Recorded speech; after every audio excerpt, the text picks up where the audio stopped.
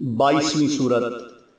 ایمان والو اللہ کو بہت یاد کرو، اے موسیٰ ابن عمران، اے صاحب بیان، میرے مختلف قسم کے بیانات کو سنو۔ میں جزا دینے والا حاکم ہوں اور میرے اور تمہارے درمیان کوئی ترجمان نہیں ہے۔ دیکھو، سود کھانے والے اور ماں باپ کی نافرمان اولاد کو اللہ کے غضب اور جہنم کی آگ کی خبر سنا دو۔ فرزند آدم جب اپنے دل میں سختی، بدن میں بیماری اور روزی میں محرومی کو دیکھو تو سمجھ لو کہ تم نے غیر ضروری باتوں میں حصہ لیا ہے۔